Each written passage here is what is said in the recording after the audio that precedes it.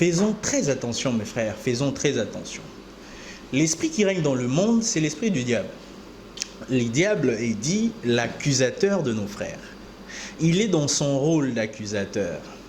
Lorsqu'un homme aura accompli quelque chose, un exploit, un succès, lorsqu'il aura excellé dans son travail, le diable trouvera toujours dans cet exploit un élément à brandir pour dire que ce qui est fait d'après l'esprit du monde, d'après le diable. Avec Jésus qui allait de lieu en lieu prêchant la bonne nouvelle, accomplissant beaucoup d'exploits et faisant des miracles, le diable a réussi à faire monter dans les cœurs des hommes que les miracles opérés par Jésus étaient opérés par Belzéboul, par l'esprit du monde. Et dans l'histoire de Job, c'est une histoire amusante. Lorsque Dieu vante l'intégrité de Job, disant au diable, as-tu vu mon serviteur Job? As-tu vu comment il m'est intègre? Le diable, parlant au Dieu Tout-Puissant, qui ne sait pas mentir, il dit à Dieu que Job est intègre certainement à cause de toutes les faveurs et les avantages que tu lui as accordés. Il est dans son rôle et il les fait bien. Et contrairement à l'esprit des dieux, l'esprit des dieux est dit paraklétos. Paraklétos du grec qui veut dire intercesseur. L'esprit des dieux est dit intercesseur ou défenseur.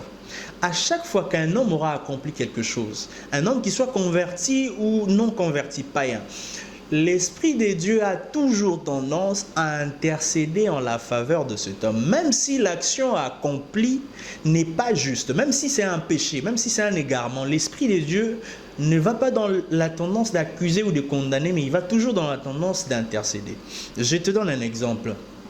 Jésus à la croix, après que les hommes l'aient apporté comme un agneau sans défense, l'ayant pendu à la croix, Jésus agonissant dit « Père, aie pitié d'eux, ils ne savent pas ce qu'ils font. Pardonne-leur, ils ne savent pas ce qu'ils font. » Alors que nous savons qu'ils savaient très bien ce qu'ils faisaient, c'était de leur volonté de pendre Jésus à la croix. Un autre exemple, Jésus prie avec ses apôtres durant toute la nuit et le matin, il se lève, il appelle Pierre, il dit « Pierre, les diables t'ont réclamé toute la nuit, mais moi, j'ai intercédé en ta faveur. » En fait, le principe de la réclamation, c'est que le diable respectueux des principes spirituels, il ne peut pas réclamer ce qui ne lui appartient pas. On aura peut-être le temps de parler dans une autre vidéo de la réclamation. Mais s'il s'est mis à réclamer Pierre, c'est-à-dire qu'en Pierre, il y avait quelque chose qui appartenait au diable.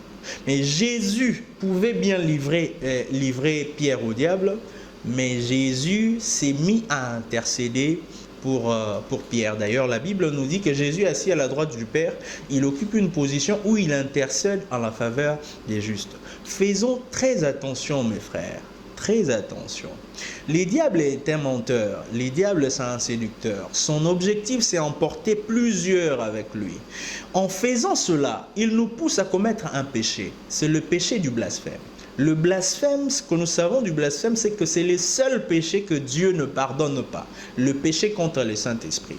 Or, lorsque nous attribuons une action faite par le Saint-Esprit au diable, nous avons péché contre le Saint-Esprit.